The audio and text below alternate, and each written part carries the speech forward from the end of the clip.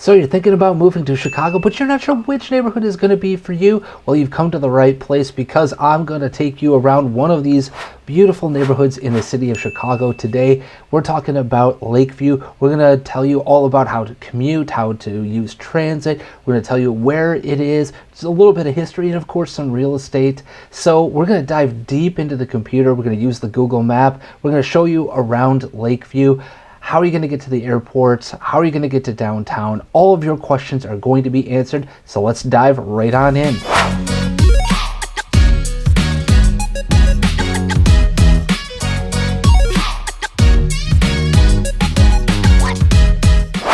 Hey there, if this is your first time at the channel, make sure you subscribe, ding that notification bell so you can become the first to know about the current market conditions here in Chicago. I'm Andrew Coppins with Exit Strategy Realty, and I get calls, emails, texts, DMs every single day from people just like you looking to make a smooth move to Chicago happen for them. So if your move is coming in a couple of weeks, a month, even a year from now, I would love to hear from you. Shoot me a text, send me a DM, email me, call me, whatever floats your boat. All of the information on how to get a hold of me is in the description of this video. With that being said, we're talking about Lakeview. We're going to give you the who, what, where, when, why, how, working, living, playing in this neighborhood of Chicago.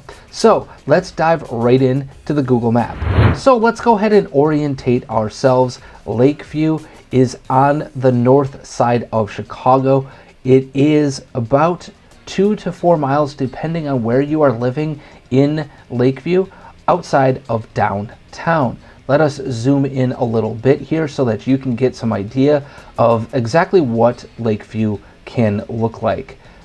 Let's go ahead and take a look at the boundaries of Lakeview. First off, on the east side, you have, of course, the lake. Yes, Lake Michigan. You've got views of the lake, hence the name of this neighborhood. But on the south side, you're going to have Broadway Avenue. On the west side, the western boundary is going to be Ravenswood Avenue. Think of this basically, if you hit the Metro and you're in Lakeview, you have hit the end of the neighborhood.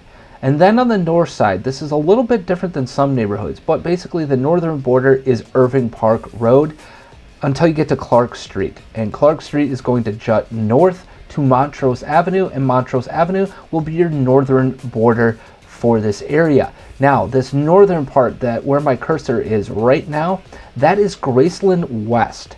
That's right. So this is a sub neighborhood within Lakeview. In fact, there are 5, yes, count them, 5 sub neighborhoods. You've got Graceland West. You've got East Lakeview, which is the eastern part of Lakeview. You got West Lakeview, which is the western part of Lakeview. You also have Wrigleyville, which is the area that surrounds Wrigley Field, home of the Chicago Cubs, if you're a sports fan. And then you also have North Halsted, otherwise known as Boys Town to a lot of people colloquially. So those are the borders of this area. All right, so now that we know the boundaries and kind of the orientation of this neighborhood, why don't we take a look at commuting? So we're going to start with, how do you get downtown? Now, the good part of living in a neighborhood like Lakeview and most neighborhoods, especially on the north side of Chicago, it is super easy to use all sorts of different options to get downtown. But let's say you have a car. How about we take some directions and take a look at getting to a place like Water Tower Place, for instance, a very famous spot on Michigan Avenue. What is it going to take to get there? Well, right now it's going to take about 14 minutes. Normally it takes about 10 minutes. As you can see, there's some traffic as I am going through this that is apparently taking some time on Lakeshore Drive. Normally I can get to the Gold Coast or close to Water Tower Place in about 10 minutes. Now, 3 to 4 years ago, that wasn't the case. This would have been a 20-30 minute trip, easy peasy. What about if you don't have a car and you don't want to use a car because you're going to have to park and it's exorbitant to park and all sorts of other issues can arise there? It can take you 10 minutes to find a parking spot, or you go to a parking garage and it's going to cost you $30 to park for an hour. Nobody really wants to do that. Well, you've got plenty of public transportation options. You've got the Red Line option. You have a 146 bus that you could take pretty easily. It's going to take you about 24 minutes on the Red Line from Lakeview. But I want to actually show you something about living here. So I'm going to use 655 West Irving Park, and that is a very famous location here. It is the tallest building in all of Lakeview, but I wanted to show that to you. So you can take the 146 and get there in 18 minutes. Again, getting there from Irving Park, right, it's going to take you 11 minutes right now, but only 7 minutes difference on the 146 Express bus, which is going to pick you up right on Inner Lakeshore Drive. It's going to get onto Lakeshore, take you right downtown. So no big rub there. You also have the 151 and you also have the Red Line. You have a little bit of a walk to get to the Red Line from that location, but you can take those options. So that's commuting to downtown. You can get there in 10, 15, 20 minutes, just dependent on the time of day. And if you want to pay for parking or you want to just use public transportation, it'll cost you $5 round trip to do that. But a lot of people are interested in also traveling out of Chicago and going elsewhere on vacation or whatever have you. So let's take a look at the options for transportation when it comes to not one, but both of the major airports here in Chicago. And we're going to start with the one that's on the north side, that is O'Hare International Airport. So let's take a look at what it's going to be like to drive to O'Hare right now.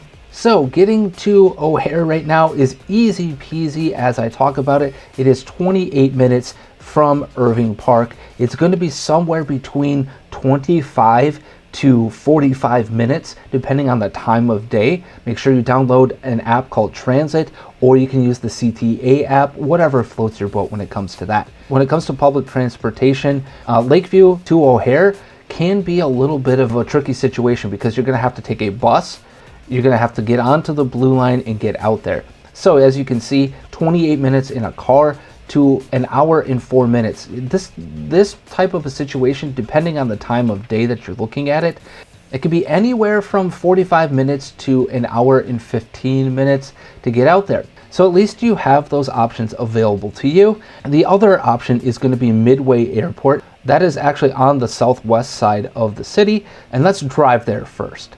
So we're going to drive to Midway International Airport. It is going to take you 30 minutes. So almost the exact same time, believe it or not, as it takes you right now to get out to O'Hare. That's because one is on the northwest side and the other is on the southwest side. Now, I will caution you that this is a later time of day as I'm recording. But if you're looking at rush hour, this can take you upwards of 45 minutes to an hour, just dependent on traffic on I-55, which you can see on the cursor is right here. Let's take a look at the public transportation options.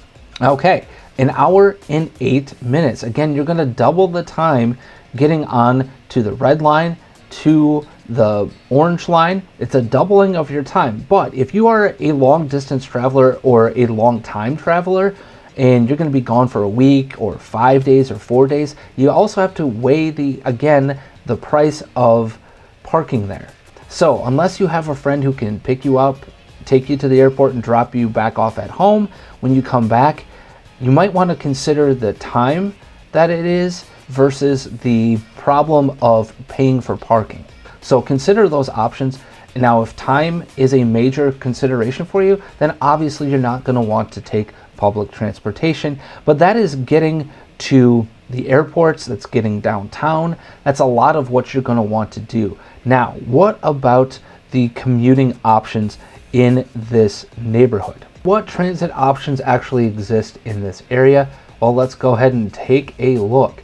First off, you've got right here at Belmont, you've got a triple station where you get the Brown Line, which goes north and northwest in the city and into the Loop. You've got the Purple Line, which goes all the way up to Evanston, hence the Purple Line. So if you're a Big Ten fan and your team is playing at Northwestern, or God forbid you're a Northwestern fan, I'm so sorry for you right now, but if you're a Northwestern fan, you can do that. And of course, we also have the Red Line available to you, and that Red Line goes all the way to 95th on the south side. It goes all the way up to Rogers Park on the north side. And if you need to get up to Evanston, you can take it all the way up there and then hop on the purple line, get you up to Evanston, go to Wrigley Field, check out your team probably beating the crap out of the Northwestern Wildcats right now because they were so terrible in the 2022 season. All right, so let me give you a little bit of a history of Lakeview, because believe it or not, it was not always this concrete jungle that you see today. And believe it or not, it was also not always part of the city of Chicago like a lot of people tend to believe. This was actually an unincorporated area, becoming a town in 1856 of just 2,000 people. So imagine that in about 170 years, it has gone from 2,000 people to almost 100,000 people living in this neighborhood. That's absolutely incredible. But more importantly, it's absolutely incredible to think that this was an agricultural hub. Yes, at one point in time, this was considered one of a few celery capitals of the entire world. That's right, Lakeview, the place of high rises and all of that sort of stuff, used to be a celery capital of the world. However, by 1889, the population had boomed from 2,000 to 45,000 people. The people that were living here were in need of better services, and with Lincoln Park and the link up of the city itself right on its doorstep, that's what they chose to do. So in 1889, they became officially part of the city of Chicago. And believe it or not, if you go to the corner of Halsted and Addison, you're going to see two really cool things. Mainly that one building housed two historic things. And that one building is the old town hall. It's still in existence. It still actually is physically there. The old town hall of Lakeview, the corner of Halsted and Addison. And secondly, that same building used to house the 23rd district for the city of Chicago's police department. So you got two pretty cool historic references here. But this is a really historic neighborhood for a number of reasons. Also because despite all of the high rises and all the changes that have happened throughout its history, it has maintained a lot of its vintage charm. I will tell you this, there's a reason for it, because believe it or not, recently there was a study produced and 45% of the buildings in Lakeview are around the original incorporation into the city era, from the 1880s to the 1890s.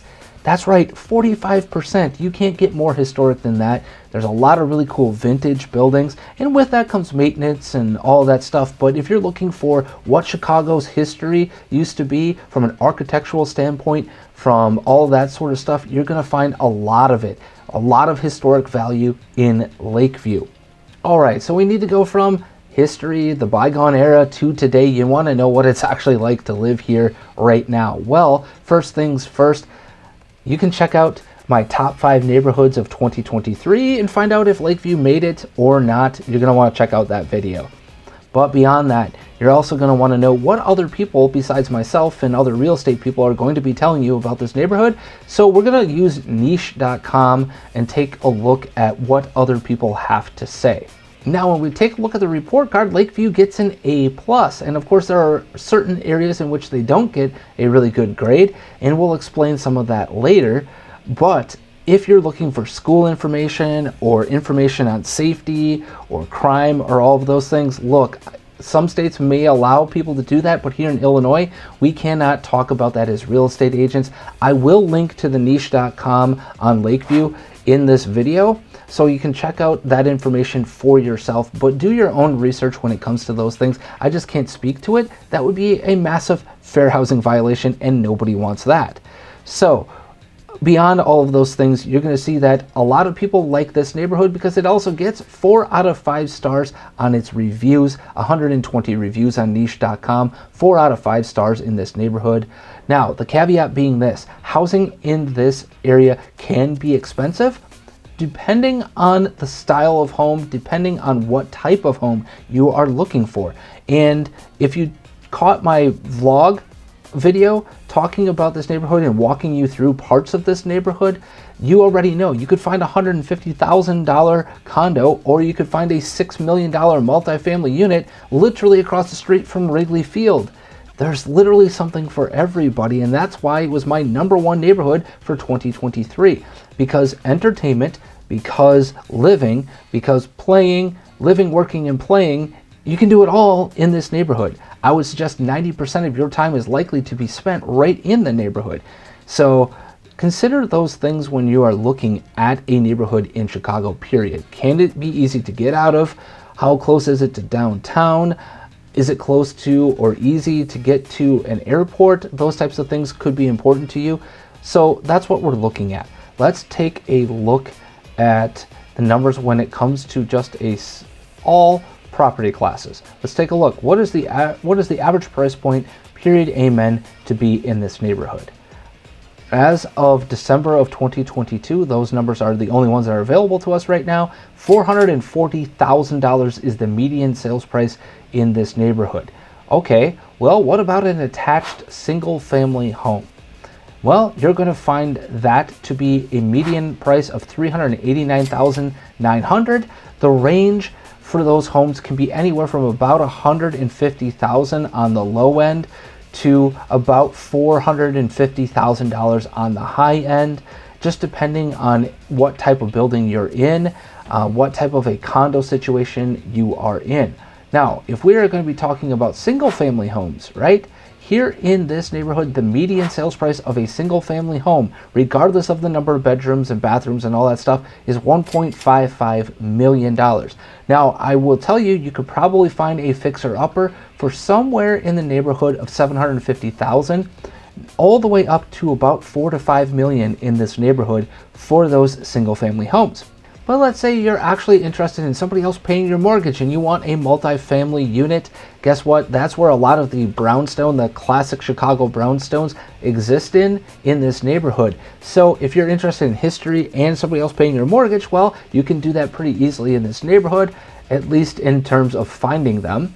But you're going to pay a pretty penny. Those are going for the median price of $960,000 right now.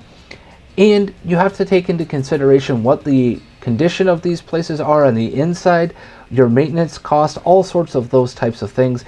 And if you're into multifamily units, you're going to have a different financing situation and all sorts of stuff. But all I wanted to tell you right now is $960,000 is your median sales price.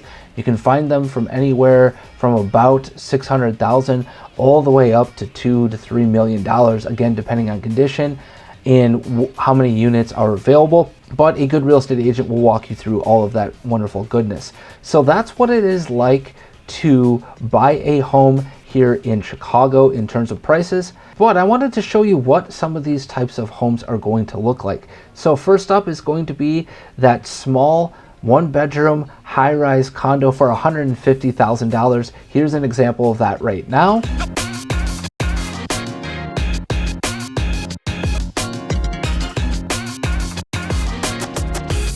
Secondly, your average attached single-family home, your condo, your average Joe at $389,000. Here's what it is right now.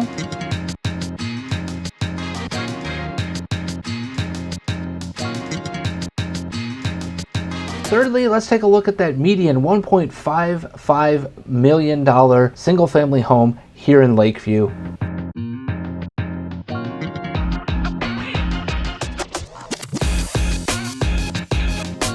And then, of course, your multifamily at $960,000.